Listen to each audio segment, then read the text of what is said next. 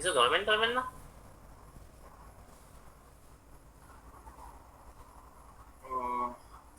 ধরার কথা ছিল নাকি? হয় আজকে তো তা তো মনে নেই। ছিল। এমন তো কোনো কথা ছিল না, শুনিনি। আচ্ছা, আমি কতগুলো লিখে দিছিলাম। তোরা অসমোসিয়ামের ভর কত মনে হয়েছে? আর পারমাণবিক সংখ্যা কত বলো তো? কোনটার?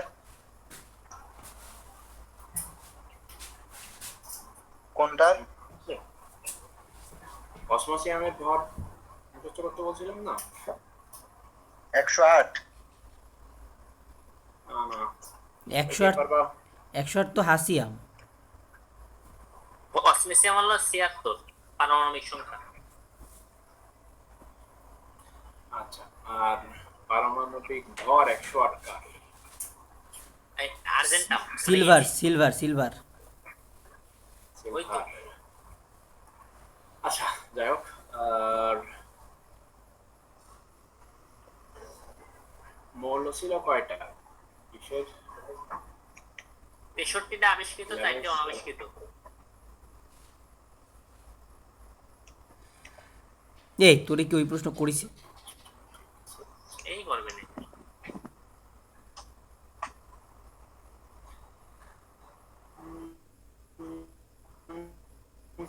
118 নম্বর মৌলটার নাম কি? ওগানেসন।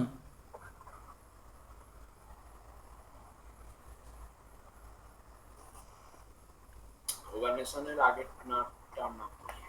ওগানেসনের তো টেনে সাইন।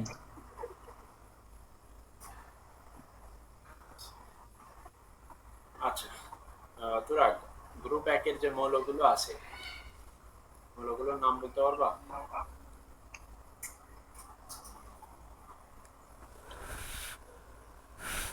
হ্যাঁ, বলো তো। Hydrogen, lithium, sodium, potassium, rubidium, caesium আর হচ্ছে ফ্রান্সিয়াম। পটাশিয়াম না, সিজিয়াম বলে ওটাকে। আচ্ছা, নোমান বলো তো, গ্রুপ 13 এর মৌলগুলো কি কি? গ্রুপ তোর হচ্ছে বোরন, তারপর দান করছি বোরন, তারপর হচ্ছে অ্যালুমিনিয়াম, গ্যালিয়াম, গ্যালিয়ামের পর হচ্ছে ইন্ডিয়াম, ইন্ডিয়ামের পর থ্যালিয়াম, টিএল। লিয়াম নাকি টেলুরিয়াম? না থ্যালিয়াম, টিএল টিএল, টেলোরিয়াম তো 16 নম্বরে।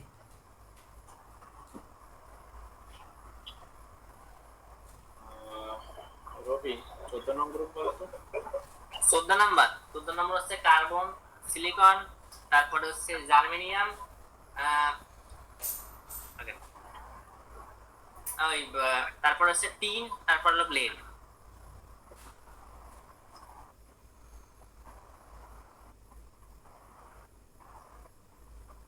তোরা 15 নং হ্যাঁ, গ্রুপ বলো তো। কত? হ্যালো? 15 নং গ্রুপ বলে তো, 15।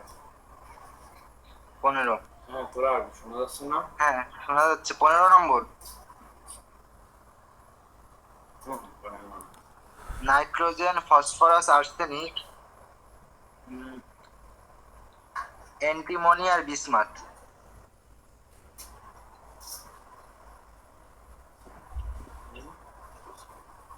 কি বলছো? এটা যে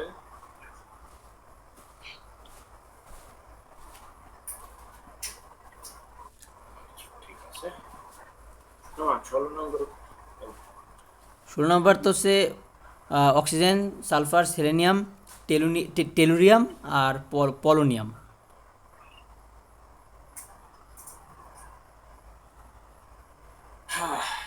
রবি, 17 নং গ্রুপ।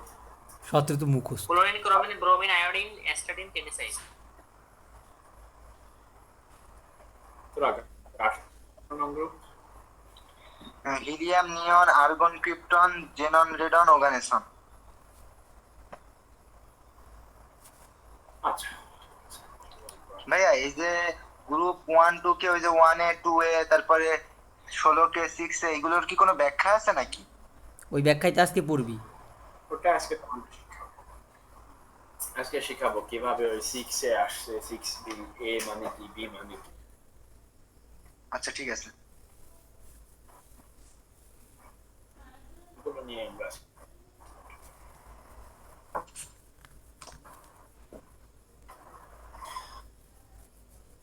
পর্যায় সারণীতে মৌলের অবস্থান নির্ণয়। এটা তোমাদের 4 অধ্যায় ছিল মনে হয়, তাই না, ফার্স্ট পেপারে? এসএসসিতে 4 অধ্যায় ছিল। ও সরি, ফার্স্ট পেপার না, এসএসসি তে 4 অধ্যায় ছিল, যতদূর মনে পড়ে। তো পর্যায় সংখ্যা আমরা কিভাবে বের করতাম মনে আছে? সর্বশেষ শক্তিস্তর সংখ্যা, মানে সর্বমোট শক্তিস্তর সংখ্যা আর কি। আচ্ছা, সর্বমোট শক্তি স্তর সংখ্যা না, শেষ প্রধান কোয়ান্টাম সংখ্যা বলবো আমরা এখন, কারণ আমরা এখন কোয়ান্টাম সংখ্যা শিখে গেছি। ও হয়, তাই তো। শেষ প্রধান কোয়ান্টাম। আচ্ছা, আর গ্রুপ সংখ্যা নির্ণয়ের ক্ষেত্রে আমরা কতগুলো ব্লক, মানে ব্লকে ভাগ করে নিয়েছিলাম, ঠিক আছে? এস ব্লকের জন্য ছিল নিয়ম আলাদা, বি ব্লকের জন্য আলাদা, ডি ব্লকে আলাদা। তো এস ব্লক মৌলের কথা আমরা বলি। তখন তো আর এস এস ব্লক পি ব্লকের ব্লক ক্ষেত্রে নিয়ম কি ছিল? ওরকম মনে হয় চিনতাম না, এমনি বুঝতাম আর কি। আচ্ছা, তো এস ব্লক মৌলের ক্ষেত্রে সূত্র কি ছিল মনে আছে? ওই যে এস অরবিটালে যে কটা ইলেকট্রন থাকে সেই কটা। এনএস এর যে ইলেকট্রন সংখ্যা সেটাই গ্রুপ নির্দেশ করে।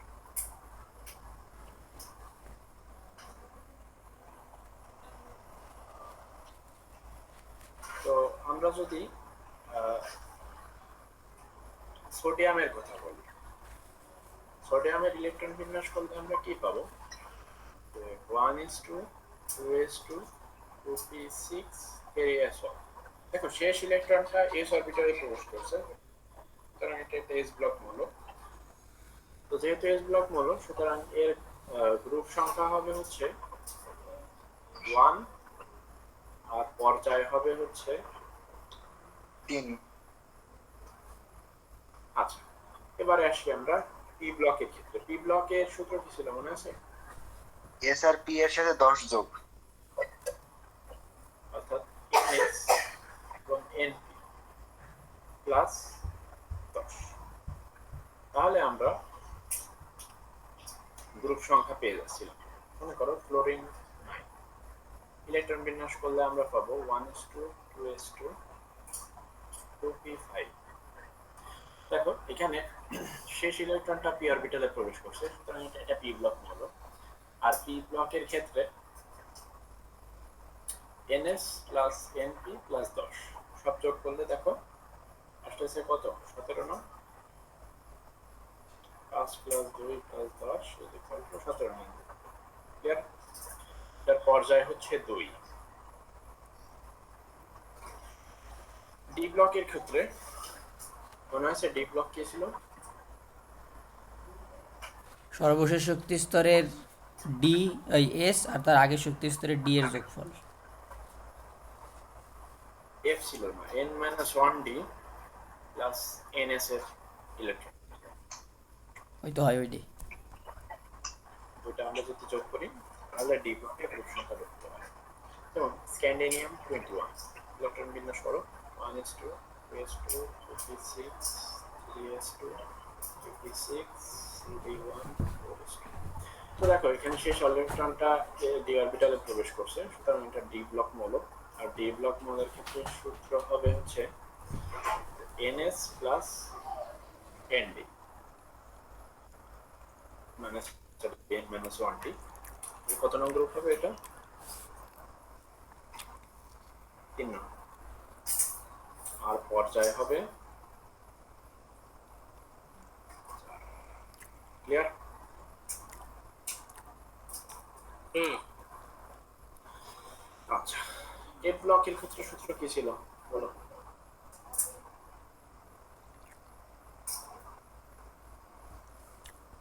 জানো? না, এটা তো জানি না। এগুলা এই গ্রুপ তো 3, আর ওই যে পর্যায় হচ্ছে ওই লাক্ষিক স্তরে রয়েছে।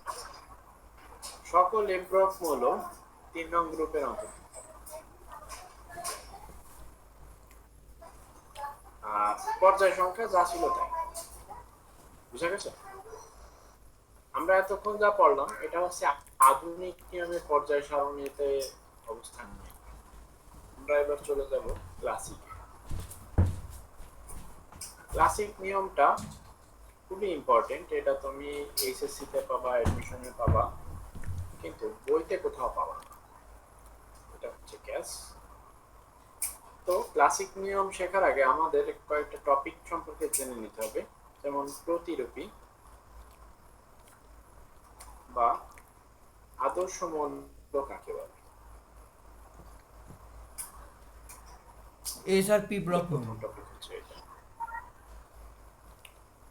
না না, কাকে বলে?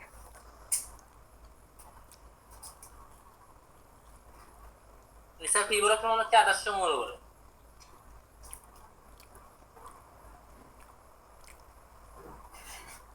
এইটা কোনো সংজ্ঞা হলো? কোথায় পেয়েছে? তাহলে তো ই দিয়ে বলতে হবে, ওই ইলেকট্রন সংখ্যা দিয়ে।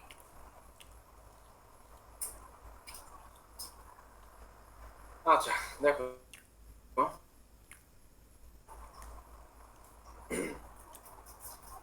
শেষ কক্ষপথের আগের কক্ষপথগুলো যদি ম্যাক্স ক্যাপাসিটি অনুযায়ী ভরা থাকে সে মৌলকে প্রতিরূপী মৌল বলে। অর্থাৎ শেষ কক্ষপথে এস আর পি ব্লক হলেই হবে এরকম কোনো কথা নয়। তোমার যদি ডি ব্লকের ক্ষেত্রে প্রতিরূপী হবে, তবে সাধারণত ডি ব্লকের ক্ষেত্রে দেখা যায় যে শেষ কক্ষপথের আগে কক্ষপথ কখনোই ভরা থাকে। এফ ব্লক শেষ কক্ষপথের আগের কক্ষপথগুলো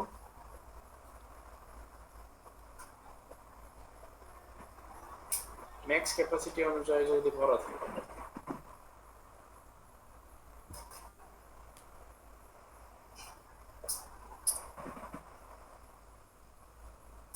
ভরা থাকবে তাহলে তাকে আমরা প্রতিরূপী বা আদর্শ মৌল বলবো। তো এই অনুসারে আমরা মৌলগুলোকে দুই ভাগে ভাগ করে ফেলতে পারি। ভাই একটা উদাহরণ দেবেন, নাহলে বুঝতে পারতেছি না। আচ্ছা, আমি মনে করো হচ্ছে কার্বন 6 এর কথা বললাম। এখানে 1s2 2s2 2p2। দেখো শেষ কক্ষপথের আগের কক্ষপথ কোনটা? 2s। এটা কি পরিপূর্ণভাবে ভরা আছে? হ্যাঁ আছে, থাকার কথা আছে। এবার আমরা একটু আগে যে স্ক্যান্ডিনিয়ামের ইলেকট্রন বিন্যাস করলাম, এখানে আসি। দেখো স্ক্যান্ডিনিয়ামের ইলেকট্রন বিন্যাসে শেষ কক্ষপথ কোনটা? হচ্ছে 4s। এটার আগের কক্ষপথ কি ম্যাক্স ক্যাপাসিটি অনুযায়ী ভরা আছে? না, ডি কি ভরা আছে? নেই নেই। তাহলে এটা কি হবে?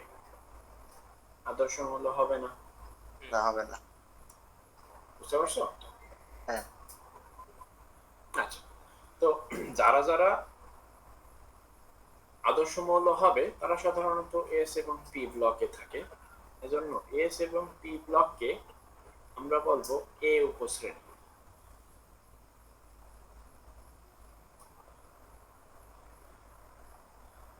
আর ডি এবং এফ ব্লক এদেরকে আমরা বলবো ডি উপশ্রেণী। অর্থাৎ আমরা দুইটা ক্যাটাগরিতে ভাগ করে ফেললাম সমস্ত মৌলগুলোকে। এস ব্লক এবং পি ব্লক হচ্ছে এ উপশ্রেণীর, আর পি ব্লক এবং ডি ব্লক হলো ডি উপশ্রেণীর। এটা কি বোঝা গেছে? হ্যাঁ। আচ্ছা, এবার আসুন আমরা পর্যায় সংখ্যাতে যাই। ক্লাসিক নিয়মে পর্যায় সংখ্যা নির্ণয় এবং ডিজিটাল নিয়মে পর্যায় সংখ্যা নির্ণয় দুটোর মধ্যে কোনো পার্থক্য নেই। আচ্ছা, শেষ প্রধান যে কোয়ান্টাম সংখ্যা থাকবে ওইটাই পর্যায় সংখ্যা নির্দেশ করে।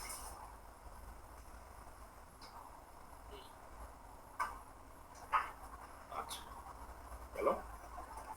এবার আমরা গ্রুপে আসি। গ্রুপের ক্ষেত্রে হচ্ছে আসল খেল শুরু। এখানে আমরা বিভিন্ন ধরনের দেখতে পারবো। ভাইয়া কথা আজকে অনেক আস্তে শোনা যাচ্ছে।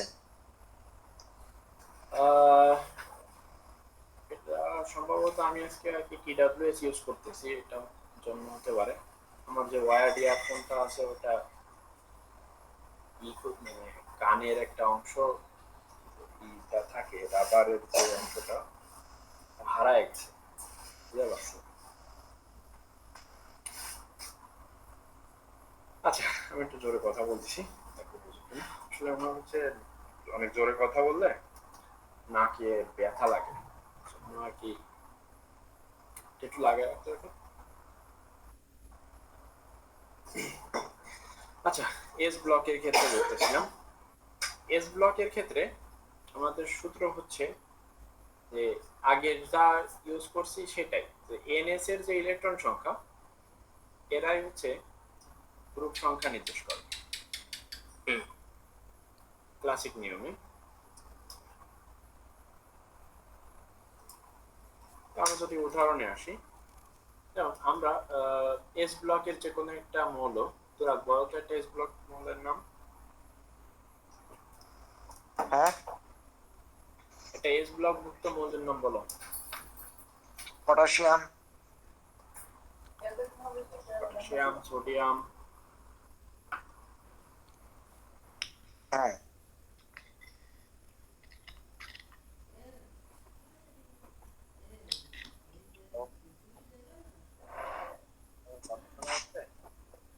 জি ভাইয়া যাচ্ছে, ভাই আরো আস্তে। কিন্তু আরো আস্তে আসতেছে। হেডফোন চেঞ্জ করে ফেলছি, আশা করা যায় শোনা যাবে না। আচ্ছা, তো তুমি মনে হয় বলছিলাম সোডিয়াম এবং পটাশিয়াম যে কোনো একটা, আমরা মনে করো সোডিয়ামের ছোটখাটো একটা ইলেকট্রন বিন্যাস করে দেখি। 1s2 2s2 2p6 3s1। দেখো এটা একটা এস ব্লক ভুক্ত মৌল। তো এই ক্ষেত্রে আমাদের এনএস এর যে ইলেকট্রন সংখ্যা ওইটাই আমাদের গ্রুপ নির্দেশ করে দিবে, ঠিক আছে? তাহলে আমাদের গ্রুপ নাম্বারটা হবে, এখানে গ্রুপ নাম্বার কত আছে, মানে সরি এখানে ইলেকট্রন সংখ্যা কয়টা আছে? একটা। তো আমরা এটা সব সময় রোমান সংখ্যায় লিখব 1। আর এস এবং পি ব্লক ভুক্ত হলে এরা হচ্ছে এ উপশ্রেণীর মধ্যে পড়ে, অর্থাৎ 1A হচ্ছে এদের গ্রুপ।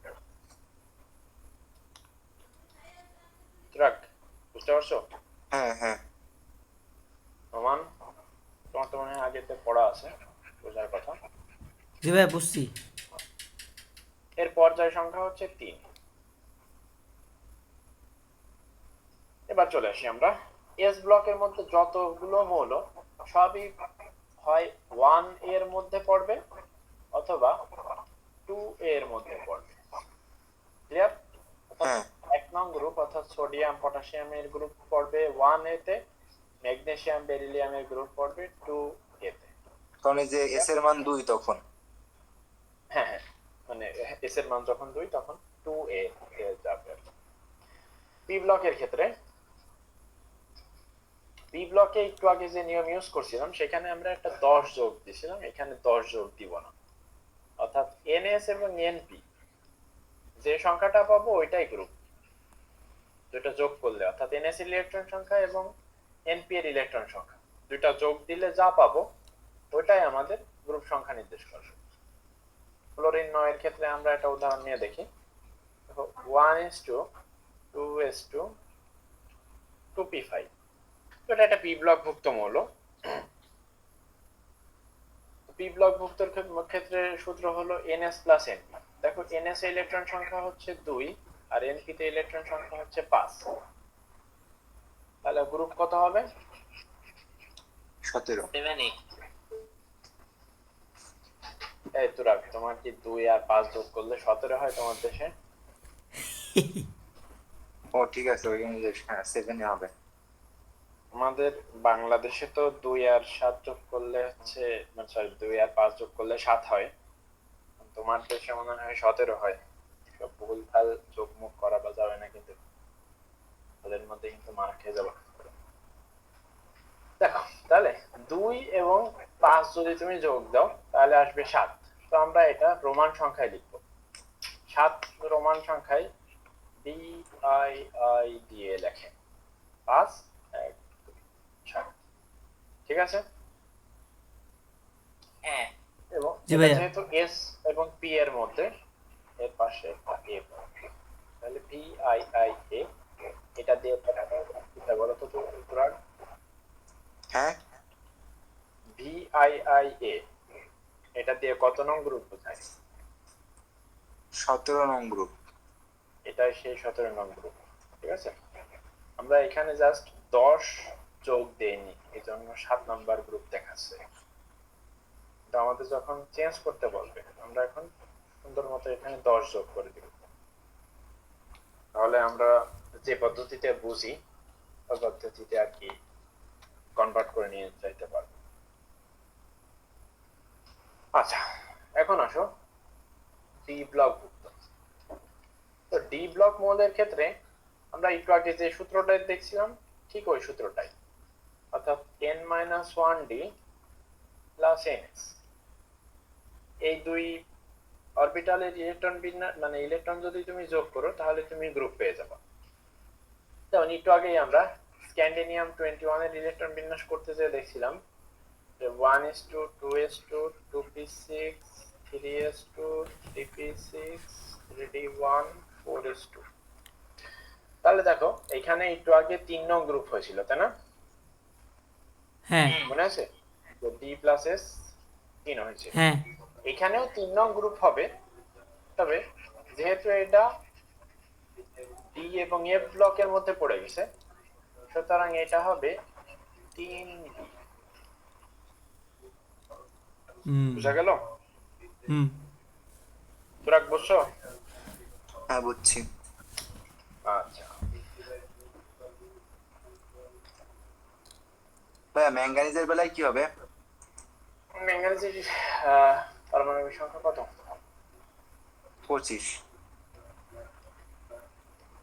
ইলেকট্রন বিন্যাস করি তাহলে 1s2 2s2 2p6 3s2।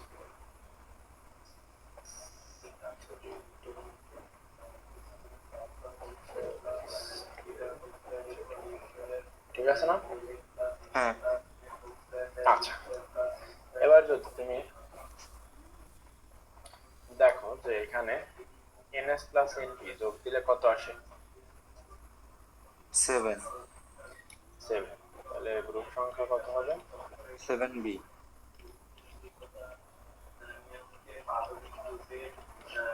Clear? হ্যাঁ, আচ্ছা, এবার আসো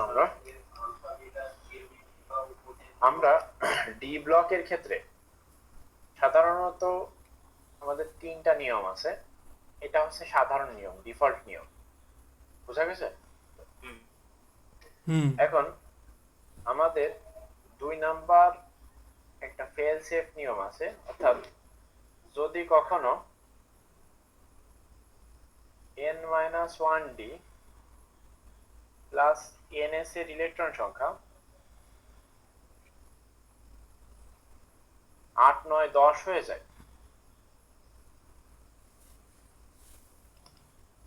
8 9 অথবা 10 যদি হয়, সেটা হবে হচ্ছে 8 নং গ্রুপ। তখন গ্রুপ হবে DII। বুঝছো? অর্থাৎ ইলেকট্রন বিন্যাস করে তুমি গুণে দেখছো যে NS এবং ND এর ইলেকট্রন সংখ্যা 8 9 বা 10 হচ্ছে, তাহলে গ্রুপ অটোমেটিকলি হয়ে যাবে 8b। বুঝা গেছে?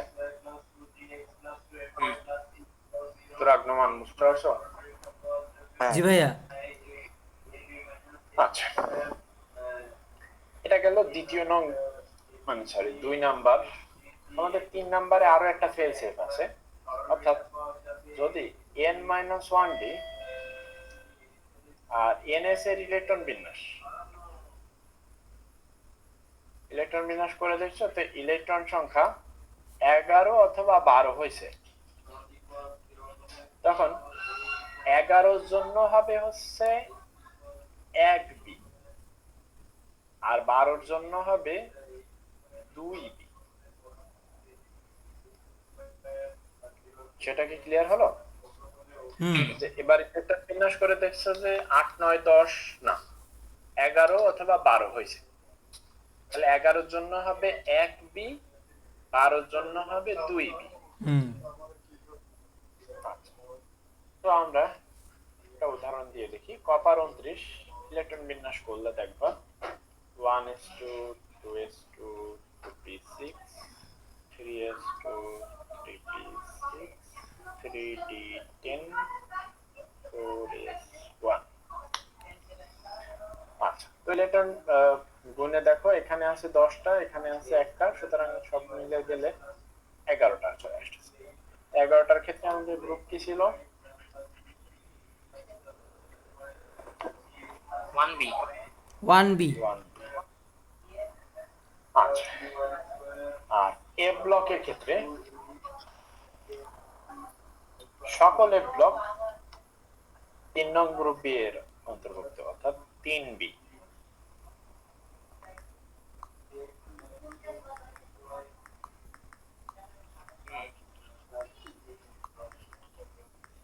বোঝা গেল? হ্যাঁ। হ্যাঁ আচ্ছা, তো সাধারণত আমাদের পরীক্ষায় যেগুলো কোশ্চেন আসে সবসময় বেশিরভাগই দেখবা এস এবং পি ব্লকের থেকে দেই। তো এস এবং পি ব্লকের থেকে যদি দেই, আশা করি যে এখন তুমি 1a 2a তারপর 3a 4a এসব দেখলে বুঝতে পারবা। 3a দিয়ে কি বোঝাবে বলতো? পুরা বলতে পারবা? 3a দেওয়া এস বা পি ব্লক মৌলের 3 নম্বর গ্রুপে, বুঝি না কি বলছো, আরেকবার বলো। 3 নম্বর গ্রুপে আর এস বা পি ব্লকের। আচ্ছা দেখো, সাধারণত 2a এর উপরে এস ব্লক আর যাবে না, তাহলে যেহেতু 3 এ চলে গেছে সুতরাং এখানে এটা পি ব্লকের মূল, ঠিক আছে? ঠিক আছে। আর পি ব্লকের ক্ষেত্রে আমাদের সূত্র কি ছিল? একটা 10 যোগ করতে হয় না? হ্যাঁ এখানে আমরা কিন্তু 10 যোগ দিইনি, খেয়াল করছো এই যে পি ব্লকের ক্ষেত্রে? না দিনি। তো আমরা যদি আমরা যে ওই 18 নং গ্রুপের মানে 1 থেকে 18টা যে আমরা যেটা দিয়ে অভ্যস্ত ওটাতে যদি নিয়ে যেতে হয় তাহলে আমাদের জাস্ট এর সাথে একটা 10 যোগ দিতে হবে, তাহলে হ্যাঁ। কত আসে? 13 নং গ্রুপ। হ্যাঁ তাহলে 3a মানে হচ্ছে এটা 13 নং গ্রুপের মধ্যে, বুঝতে পারছো? হ্যাঁ তো পরীক্ষায় যদি এরকম থাকে 3a গ্রুপ, তাহলে এখানে কিন্তু কনফিউজড হওয়ার দরকার নাই, 3a মানে 13 নং গ্রুপ। সাধারণত ডি এবং এফ এর তা খুব একটা আসে না পরীক্ষাতে, এটা তোমাদের জাস্ট এমসিকিউ বা এমনি সাধারণ জ্ঞানের জন্য এটা দরকার। তুমি একজন কেমিস্ট্রি স্টুডেন্ট, কেমিস্ট্রি পড়তেছো, অথচ তুমি জানো না ক্লাসিক নিয়মে কিভাবে ইলেকট্রন বিন্যাস করতো, মানে সরি মানে গ্রুপ সংখ্যা কিভাবে নির্ণয় করতে, এটা তোমার জানা দরকার। এই বিষয়ে নিয়ে কারো কোনো ওই কোয়ারি একদম আছে? একদম প্রথমে আপনি যে বললেন যে প্রতিরোধী মৌল হচ্ছে যে একদম লাস্টের অরবিটালের আগের অরবিটালে আপনার মানে যদি পূর্ণ অবস্থায় থাকে তাহলে সেটা প্রতিরোধ, তাই না? হ্যাঁ হ্যাঁ তাহলে তারে আমরা এ দিয়ে প্রকাশ করি, তাই না? হ্যাঁ হ্যাঁ, এই তাহলে উপশ্রেণী। এই কপারের ক্ষেত্রে আমাদের 3d তো 10 মানে পূর্ণ অবস্থায় আছে, তাহলে ওটা আমরা বি রাখলাম কেন? এই যে শেষ কক্ষপথের আগের কক্ষপথগুলো পরিপূর্ণভাবে পূর্ণ, কিন্তু এখানে দেখো শেষ কক্ষপথই পরিপূর্ণভাবে পূর্ণ নয়। আমাদের কথা হচ্ছে যে শেষ কক্ষপথ, আর এটা আমরা যদি তুমি জানো এটা কিন্তু হচ্ছে নিষেধ নীতি মানে নাই, আহ্বায়ক নীতি মানে নাই, এটা একটা ব্যতিক্রম জিনিস। তো আমরা যদি মানে এটা কাইন্ড অফ তুমি ব্যতিক্রমের ক্ষেত্রে যদি দিতে চাও তাহলে এটা ব্যতিক্রম হিসেবে উল্লেখ করতে হবে। তবে সাধারণত এই ঘটনা কিন্তু আমরা শুধুমাত্র কপার এবং ক্রোমিয়াম ছাড়া আর কোথাও দেখতে পাই না। আর এই জায়গায় কি ইসের সূত্র খাটে, আউবাউয়ের নীতি খাটে? না। এ কিন্তু আউবাউ নীতি মেনে চলে না, এমসিকিউর জন্য জানে রাখো। ভাইয়া তো আউবাউ নীতি, হ্যাঁ হ্যাঁ, তাহলে ওই জিঙ্কের ক্ষেত্রে কি হবে? জিঙ্কের তো 10ও পূর্ণ আছে, আবার H2O আছে। জিঙ্কের 10 পূর্ণ আছে, মানে 3D পূর্ণ আছে, 4SO পূর্ণ আছে, কিন্তু ওরাও তো বিতে। এটা আচ্ছা, জিঙ্ক আর কপার কি একই গ্রুপের মধ্যে নাকি? না, জিঙ্ক তো 2B আর কপার হচ্ছে 1B।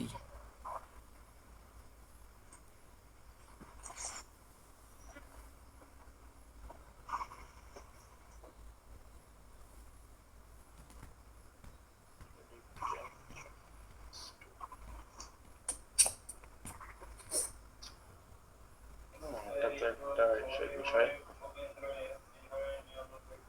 যাই হোক, এটা আমার যতদূর মনে পড়ে পুরোনো বইতে আমাদের সংজ্ঞাটা এরকমই ছিল যে শেষ কক্ষপথের আগের কক্ষপথগুলো যদি পরিপূর্ণভাবে আর কি থাকে, পরিপূর্ণভাবে আর কি পূর্ণ থাকে, তাহলে সেটা হচ্ছে আদর্শ মৌল। আর যদি পূর্ণ না থাকে তাহলে হচ্ছে আদর্শ মৌল নয়। তো হুম।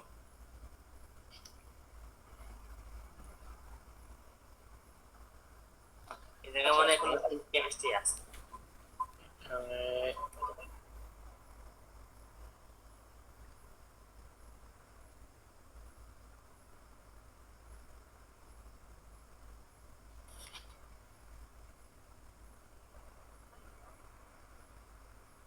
এটার এটা আমার মনে হয় এরকম ছিল যে আমরা যখন আর কি ইলেকট্রন বিন্যাস করি, তখন আমরা হচ্ছে ডি ডি ব্লকভুক্ত মৌল থেকে শুরু করে আমরা শেষ কক্ষপথে চলে যাই আগে, মাঝের কক্ষপথগুলো ফাঁকা রেখে।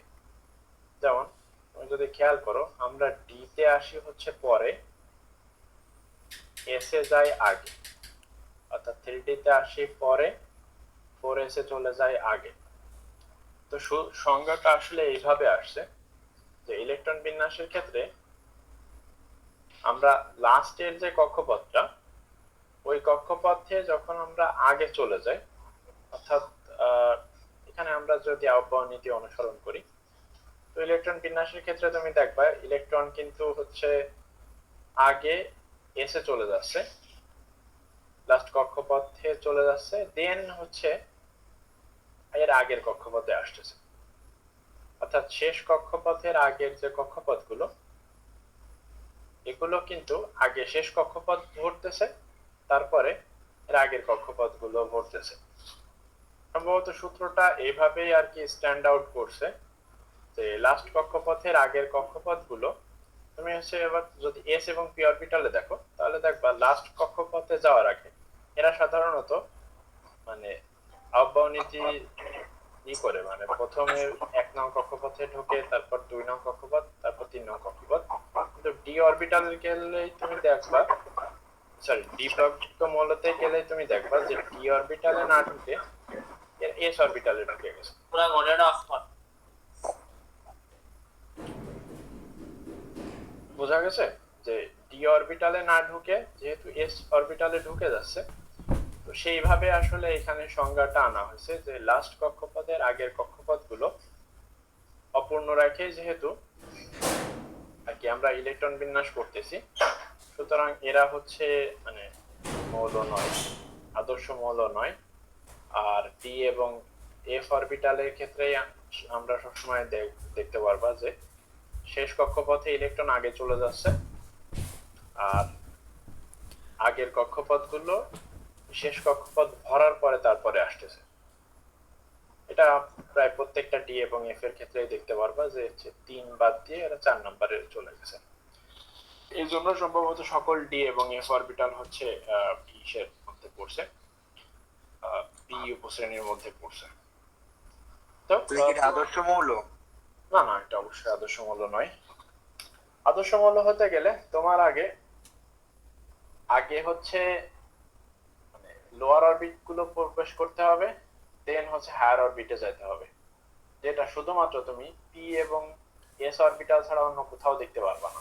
এস এবং পি অরবিটালে শুধুমাত্র আগে হচ্ছে লোয়ার অরবিটাল গুলো পরিপূর্ণভাবে পূর্ণ হয়, দেন হচ্ছে হায়ার অরবিটাল গুলোতে যায়। কিন্তু ডি এবং এফ এর ক্ষেত্রে দেখা যায় যে আগে ওরা হায়ার অরবিটালে চলে গেছে, যেমন আমি একটু আগে বললাম 4s এবং 3d এর ক্ষেত্রে আগে এরা দৌড় লাফ দিয়ে 4s এ চলে যায়, দেন 4s পূর্ণ করার পর তারপরে এরা নিচের যে কক্ষপথগুলো আছে অর্থাৎ 3d তে ফেরত আসে। তো সূত্রটা তাহলে- সম্ভব। হ্যাঁ হ্যাঁ, তাহলে এই স্ক্যান্ডিয়াম থেকে জিঙ্ক পর্যন্ত কোনোটাই প্রতিরূপী মৌল না?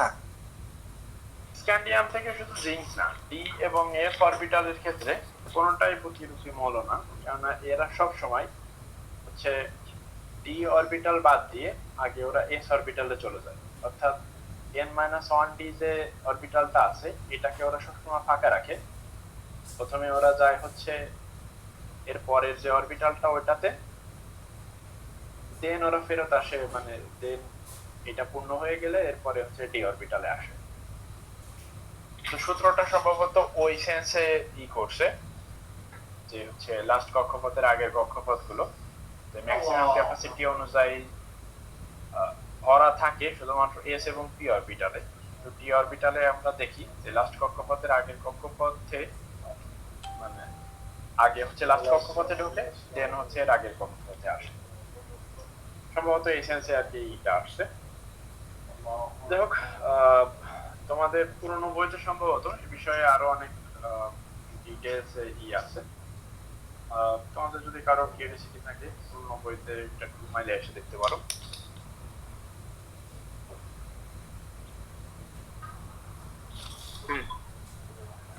যাই হোক, আমরা কুয়েটের একটা কোয়েশ্চেন সলভ করবো।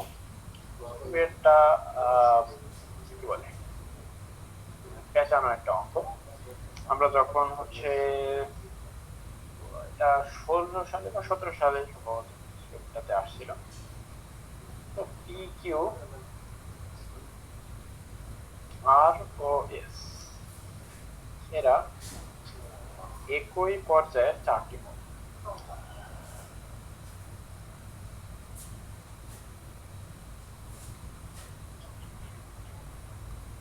তো এরা একই পর্যায়ের চারটি মৌল, যার মধ্যে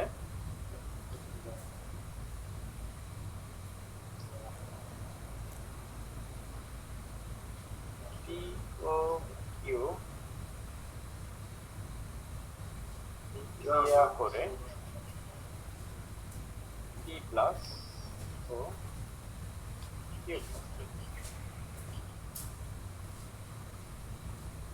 পি প্লাস আর কিউ প্লাস মাইনাস করে, আর পি ও আর ও এস যুক্ত হয়ে আর এস টু সমযোজী যৌগ গঠন।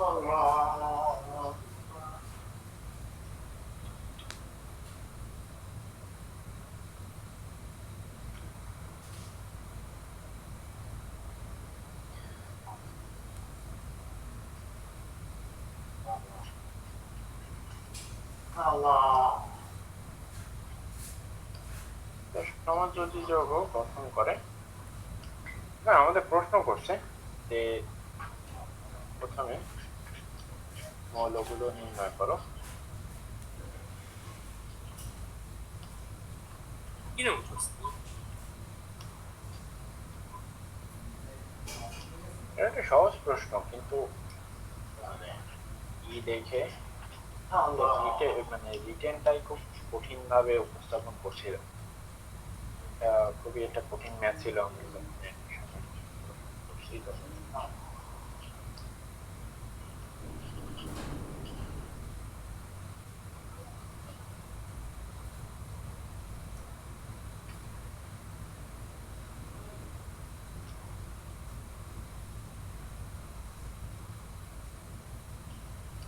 আমাদের পি এবং এস এর যা বিক্রিয়া করে যে যৌগ তৈরি করবে সেই সংকেত এবং প্রকৃতি লিখতে বলছে। আর বলছে হচ্ছে কিউ ও আর গঠিত যৌগের সংকেত।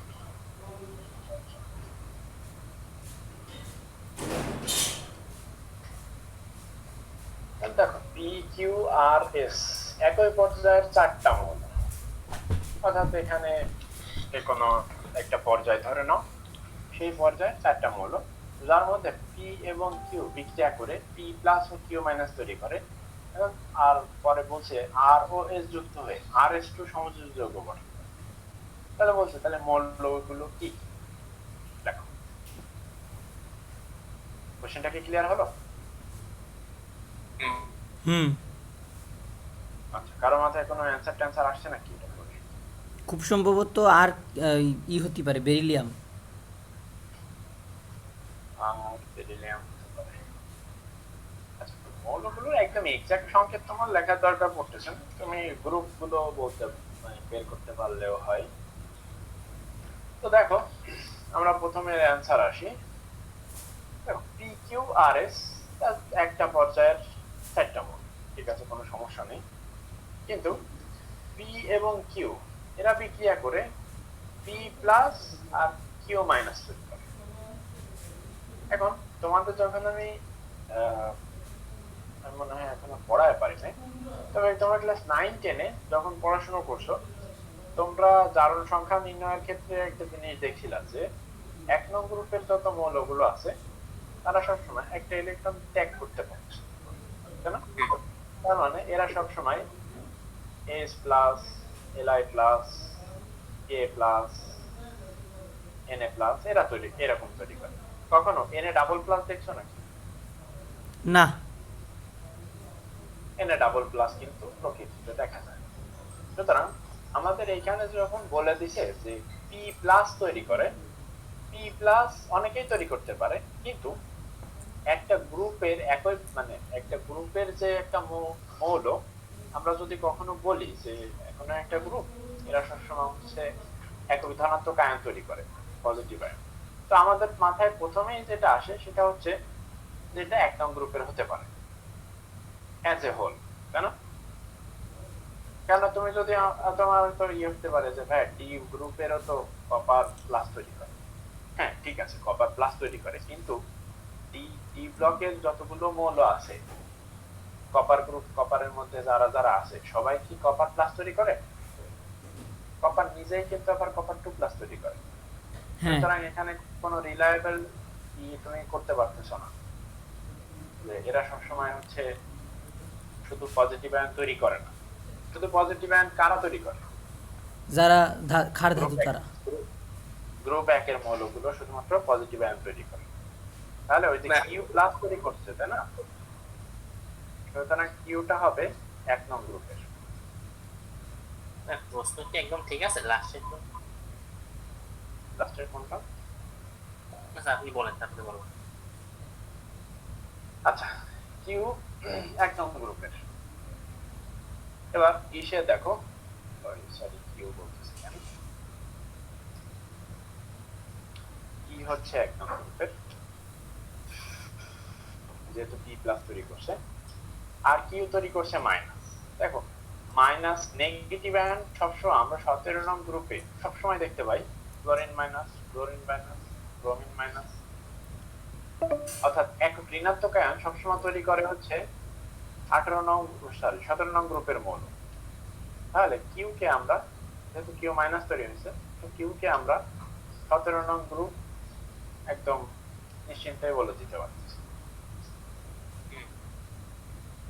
এই দুটা সহজ, এই দুটা নিয়ে আমাদের কোনো ঝামেলা নেই। কিন্তু আর এবং এস এইখানে হচ্ছে একটু ঝামেলা বাড়তে যায় যে আর এবং এস এরা আসলে কারা, এরা কি তৈরি করে।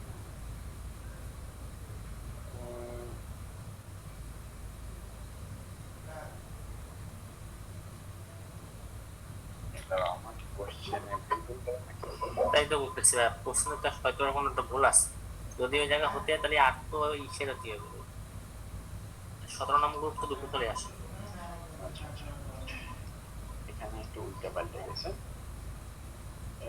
কিউ প্লাস তৈরি করে আর হচ্ছে এস মাইনাস তৈরি করে। ও এবার ঠিক আছে। কেমন হয়ে গেল না? ভাই তাহলে পি পি পি পি একবারে পির তো কোনো কথা হলো না, পি পি বাদ হয়ে গেল না তাহলে? কথা আসে না, তাই না? ভাই আপনি মানে প্রশ্নটা আর একটু উইক করে একটু লেখেন। Q R S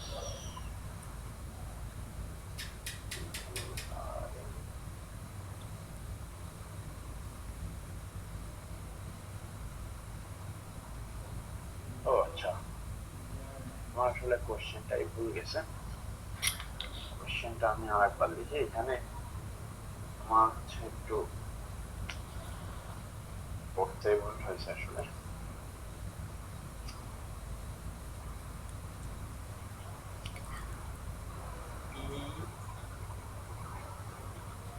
Q R S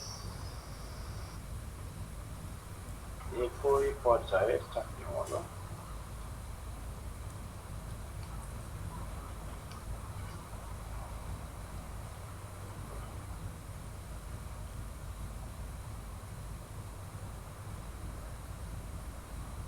যার মধ্যে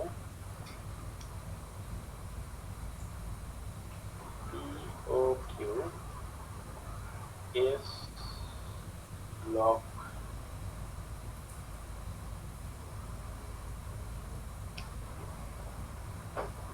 কিউ ও এস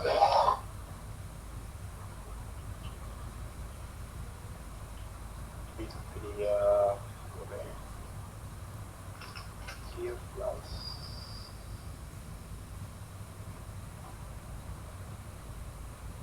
এস মাইনাস গঠন করে।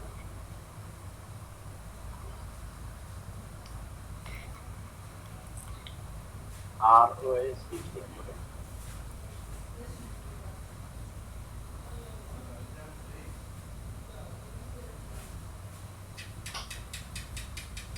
আর ও এস বিক্রিয়া করে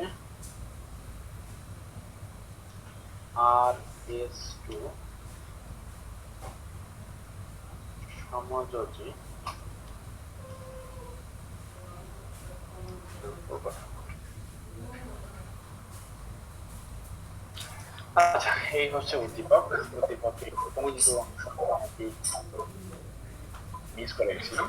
ভাই এই তো ক্ষেত্রে দেখো এখানে কোনো স্পেসিফিক মূল্য যদি ধরে নি তাহলে কি সমস্যা হবে, মানে পরীক্ষা কেটে দেবে?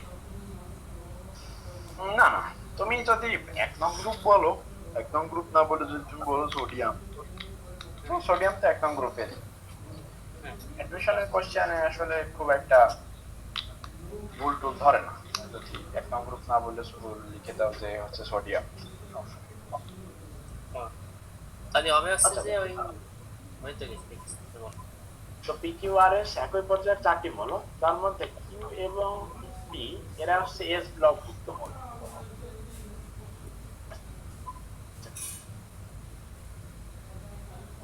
এবং কিউ ও এস বিক্রিয়া করে কিউ প্লাস এবং এস মাইনাস ওয়ান, আর আর ও এস বিক্রিয়া করে আর এস টু সমযোজী যৌগ তৈরি করে। সম্ভবত লিথিয়াম, বেরিলিয়াম, অক্সিজেন আর ফ্লোরিন হবে। আচ্ছা, আমরা আসো এক এক করে দেখতে থাকি।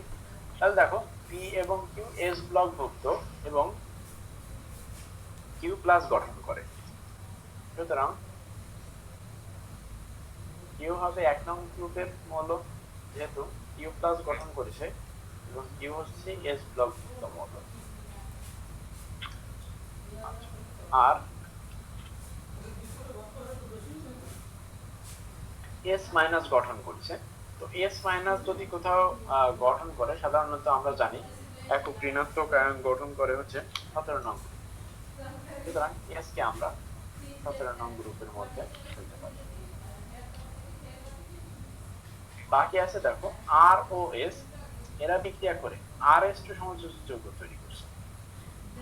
এখন RH2 সমযোজী যৌগ যদি গঠন করে তার আগে আমরা একটু এই পাশে আসি। তারপর এখানে কিন্তু আমাদের বলছিল P এবং Q S ব্লকভুক্ত মৌল। তো Q যদি 1 নং গ্রুপের হয় তাহলে P কত নং গ্রুপের হবে? 2 নম্বর গ্রুপ। বুঝা গেছে? কেননা S ব্লকভুক্ত হলে 1 এবং 2 ছাড়া তো কোনো অপশন নাই। হুম।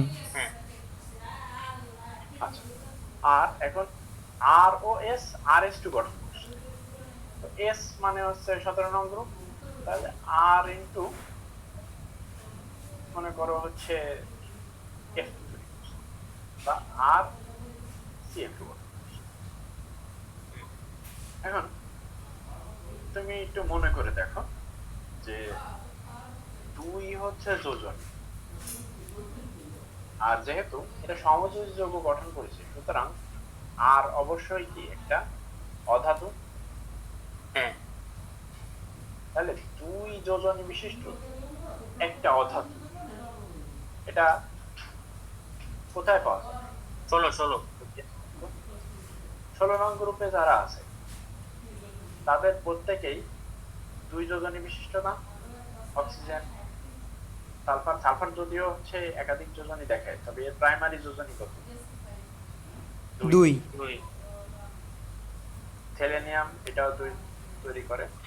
16 নং গ্রুপ এরা হচ্ছে 2 যোজনী দেখায়, সুতরাং এটাকে আমরা 16 নং গ্রুপের মধ্যে ফেলে দিতে পারি। তো দেখো আমাদের কোশ্চেন প্রথমটা গেল যে এদের হচ্ছে আমরা মৌলগুলো নির্ণয় করলাম। তো মৌলগুলো নির্ণয় এখন তুমি যদি হচ্ছে এই 1 নং গ্রুপ 2 নং গ্রুপ না লিখে কোনো একটা স্পেসিফিক পরমাণু বলে দিতে চাও, কোনো সমস্যা নেই। ভাই আমি যেটা বলছিলাম ঠিক আছে না? তুমি অ্যান্সার কোনটা বলছিলাম? আমি বলেছিলাম লিথিয়াম, বেরিলিয়াম, অক্সিজেন আর ক্লোরিন।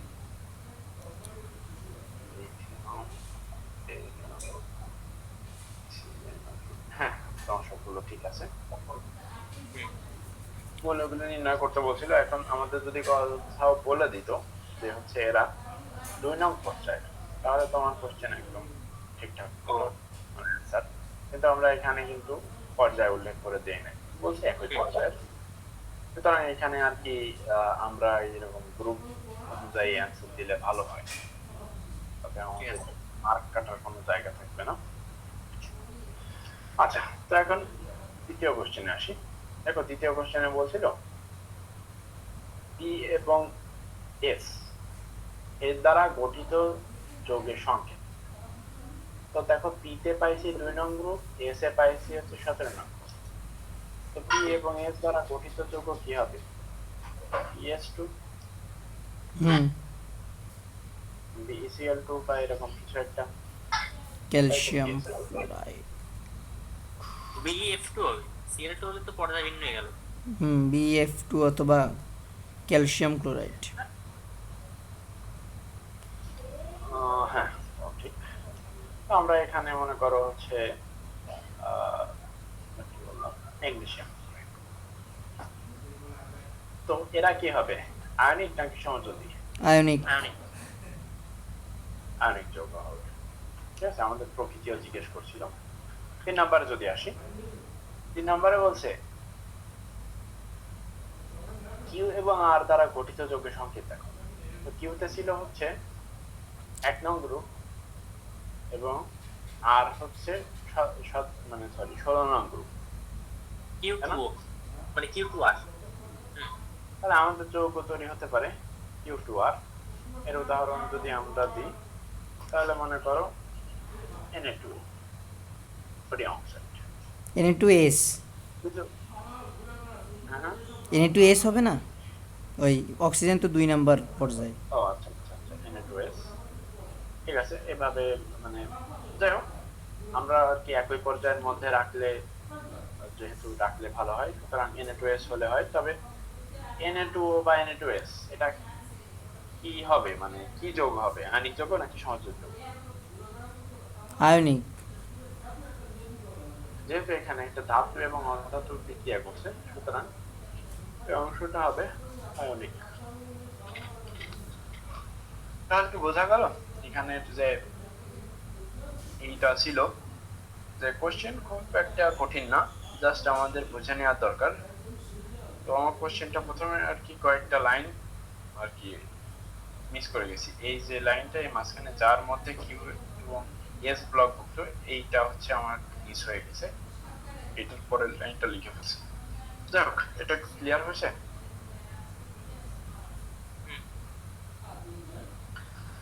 আচ্ছা, তাহলে তোমাদের পরবর্তী দিন পড়া থাকবে হচ্ছে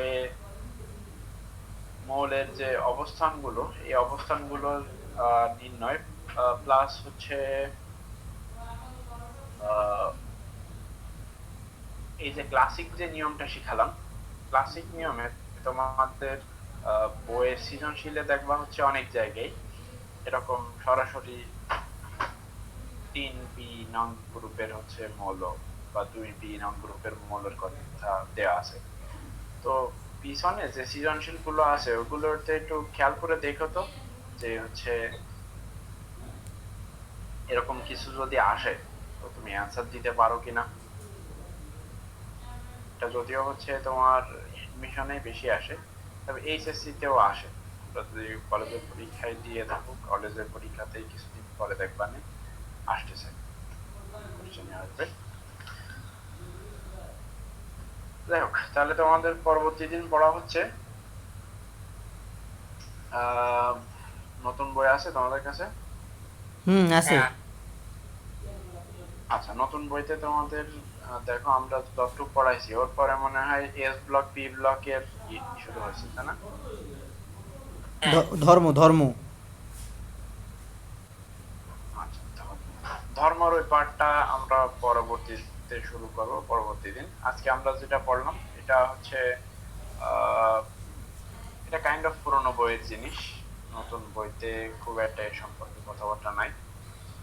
তো তোমরা যদি চাও পুরনো বই থেকে কিছু পড়ে রাখতে পারো, তবে পুরনো বই পড়ো বা নতুন বই পড়ো, যেখানেতেই পড়ো না কেন আজকের লেকচার খাতার এই পার্টটা, ক্লাসিক্যাল পার্টটা ভালো মতো পড়ে রেখো। তো তোমাদের পড়া আসলে খুব একটা কিছু থাকতেছে না, নতুন বই যেহেতু এই পার্টটা বাদ দিয়ে দিছে। তো তোমরা চাইলে পুরনো বই খুঁজে দেখতে পারো, মানে যে অংশটা পড়াইছি ওই অংশটার একটা উদাহরণ হয়তো পাইতে পারো। আর যদি না চাও লেকচার খাতা পড়লে না, লেকচার খাতার থেকেই আশা করা যায় তোমার কোশ্চেন পাবা, যেহেতু সিলেবাসের বাইরের জিনিসটা খুব একটা ডিপ কোশ্চেন এইসব জায়গা থেকে আসার সম্ভাবনা নাই। ভাই ওই এই যে এই পর্যায় সারণী দেখে মনে পড়লো, এই যে মানে এই যে সনাতন পদ্ধতিতে আপনার এই নিষ্ক্রিয় গ্যাসের যে গ্রুপটা, ওইটা কি 8A লাগবে নাকি 0 লাগবে? এই ওটা পি ব্লকের না, হ্যাঁ। পি হলে হ্যাঁ 8A হবে। হ্যাঁ, ঠিক আছে। তোমাদের পুরনো বইতে একদম প্রথম পেজে দেখো হচ্ছে আছে, তা পুরোনো বইতে ওটা 0 দেওয়া আছে সম্ভবত। 0 দেয়া।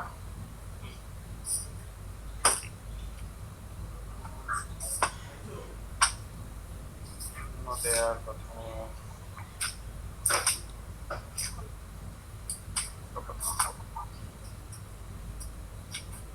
হ্যাঁ, 0 দেওয়া, 0 শ্রেণী।